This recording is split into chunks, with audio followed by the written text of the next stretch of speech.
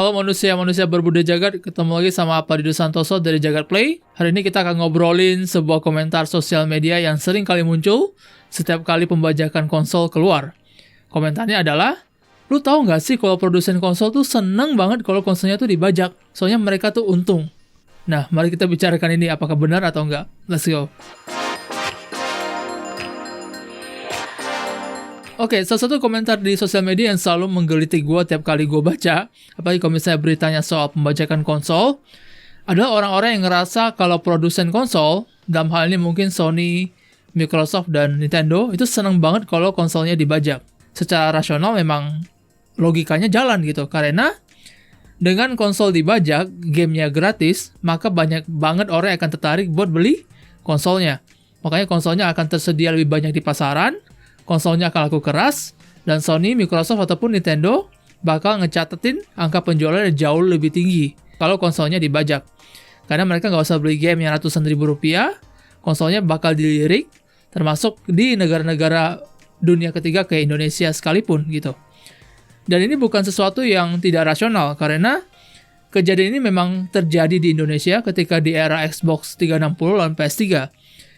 Ketika PS1 dan PS2 mendominasi pasar Indonesia, pergantian ke PS3 yang saat itu susah dibajak dan Xbox 360 yang gampang dibajak membuat Microsoft mendominasi pasar Indo. Hampir semua yang main game di era itu punyanya Xbox dan bukan PS3. Semuanya berubah ketika PS3 bisa dibajak, tiba-tiba situasinya kembali seimbang gitu. Jadi memang ada pengaruhnya kalau konsol dibajak, makin banyak konsolnya di pasaran, terutama untuk negara ketiga ke Indonesia. Nah, yang mau kita jawab adalah, apakah memang kalau produsen itu senang banget konsol mereka dibajak, karena jumlahnya jadi banyak di pasaran. Itu yang harus kita telah lebih dalam, karena percaya atau enggak, ini adalah sebuah logika yang ternyata salah. Kenapa? Itu yang pengen gue jabarin di sini dan pengen gue jelasin. Kenapa pembajakan akan selalu merugikan si produsen konsol? Yang pertama adalah sistem bagi hasil 30%. Banyak orang yang nggak tahu kalau misalnya Sony, Microsoft, ataupun Nintendo, itu mereka punya store, digital store, itu mewadahi atau memfasilitasi game-game pihak ketiga, third party, baik dari publisher kayak Square Enix, EA, sampai Rockstar atau Take-Two misalnya. Itu semuanya mereka dapat potongan hasil untuk setiap penjualan. Jadi untuk setiap game third party yang terjual di PlayStation Store atau Microsoft di Xbox Store atau di Nintendo Online Shop, itu mereka dapat potongan 30% per setiap kopi. Jadi semakin banyak game terjual di platform mereka, semakin untung juga si produsen. Nah, kalau konsolnya dibajak dan semua gamenya gratis, itu otomatis tidak akan memberikan kontribusi apapun ke dalam kantongnya Sony, Microsoft, dan Nintendo. Karena game bajakan. Sementara mereka harusnya dapat potongan 30% dari setiap penjualan yang ada. Hal ini juga berlaku untuk game-game PC yang dilepas di Steam dan GOG harusnya. Sementara untuk Epic Game Store, mereka cuma ngambil sekitar 12% dari penjualan, dan 88%-nya itu dikasih ke publisher ataupun developer. Nah, apakah produsen konsol akan senang kalau misalnya konsol mereka dibajak dan mereka nggak bisa jualan game? Sama sekali nggak, karena mereka baru kehilangan potensi penjualan 30% dari judul-judul yang gede kayak FIFA misalnya, ataupun misalnya kayak GTA 5 misalnya. Itu benar-benar kesempatan yang hilang dan sirna begitu aja.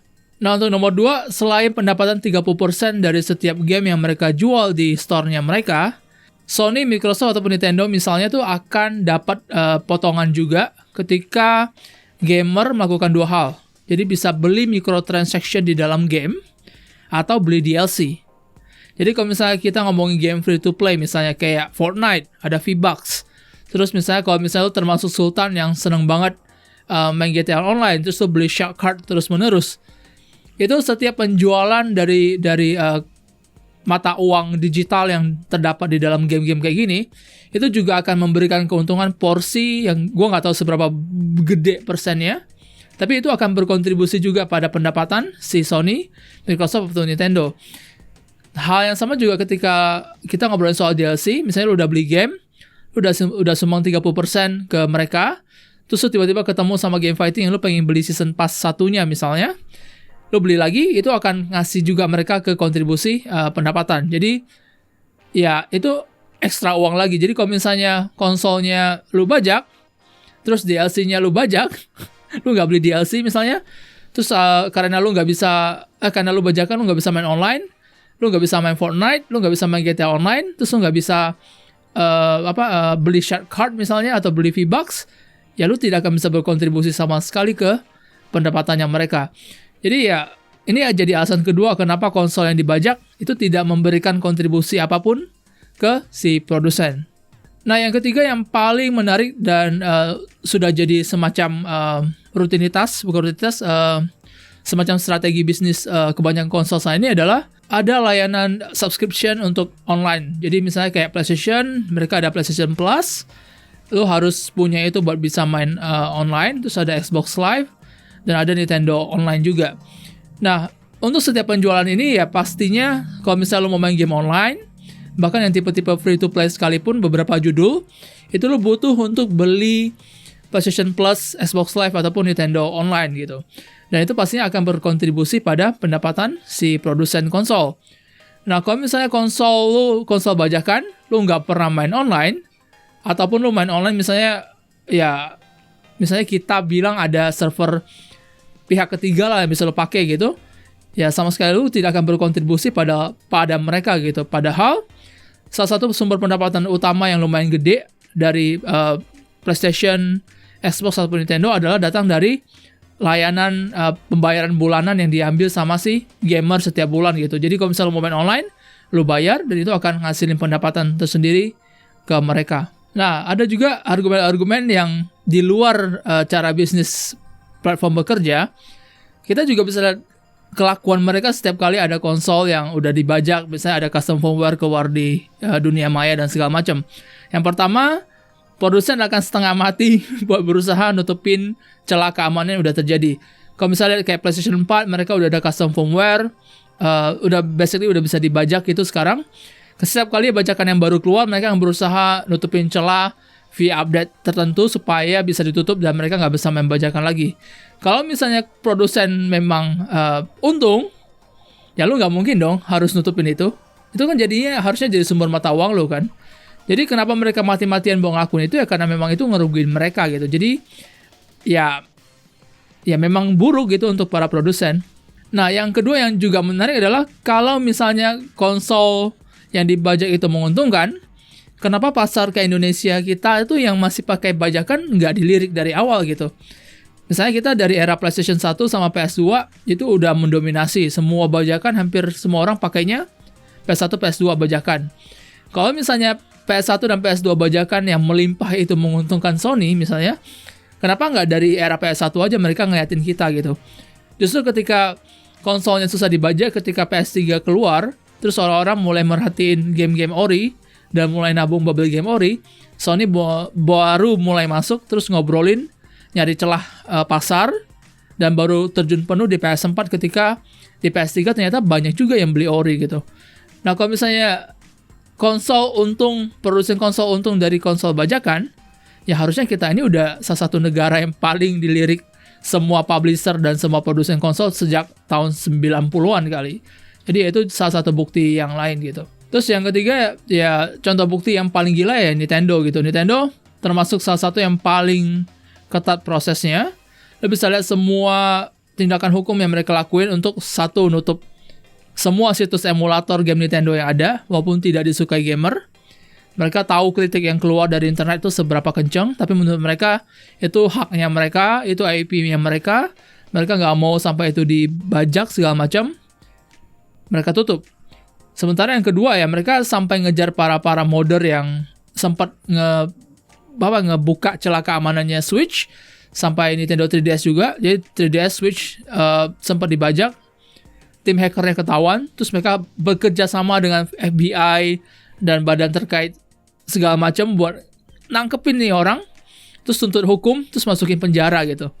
Kalau misalnya ini bisnis memang menguntungkan produsen, ya nggak mungkin dong mereka sampai lapor ke pihak keamanan, mereka cari pengacara yang paling imba, mereka bayar mahal untuk itu, mereka nuntut hukum, kalau misalnya semuanya nguntungin mereka.